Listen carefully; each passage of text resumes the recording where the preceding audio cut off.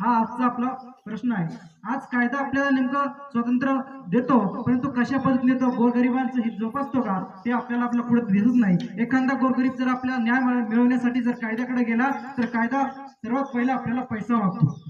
आजची लोकशाही पद्धत कशी आहे ती आपल्याला मला माहिती नाही। मला वाटतं अनुभवी लोक म्हणतात सरकार हे चोराचं सोबती असतं। मला वाटतं आजही ते तसं आपल्याला दिसतंय। सरकार खरंच अर्थानं आपल्या चोराचं सोबती आहे का हा प्रश्न तुमच्या आमच्या पुढे उभा राहतो। जाताना एक उदाहरण देऊन जातो। प्रजासत्ताक म्हणजे काय? माझ्या छत्रपती शिवाजी महाराजांनी सिंहासनावर बसून सनी जे छत्र धारण केलं तो खऱ्या अर्थानं प्रजासत्ताक दिन म्हणून त्या दिवस साजरा झाला होता।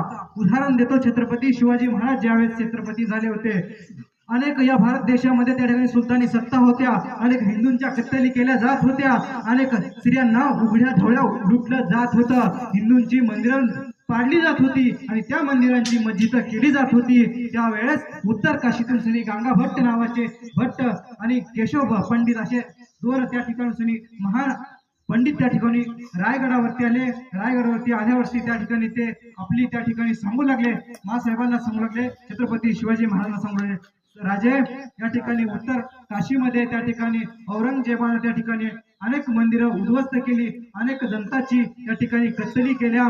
त्यासाठी तुम्हाला त्या ठिकाणी छत्र धारण करावं लागेल, तुम्हाला छत्रपती व्हावं लागेल। कारण या देशामध्ये दोन गाद्या होत्या, औरंगजेबाची दिल्लीची गादी होती आणि विजापूरची निजामाची गादी होती। राजे त्यावेळेस बादशाह नव्हते, राजे होते। या मराठी मुलखाचे दख्खनचे ते राजे होते आणि त्यासाठी त्या ठिकाणी छत्रपती होणं आवश्यक होतं।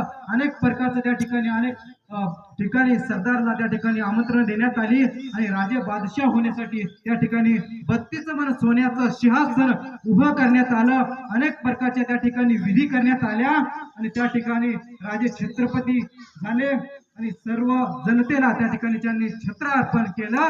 खऱ्या अर्थानं तो माझ्यासाठी प्रजासत्ताक दिन आहे असं मी मानतो। जाताना या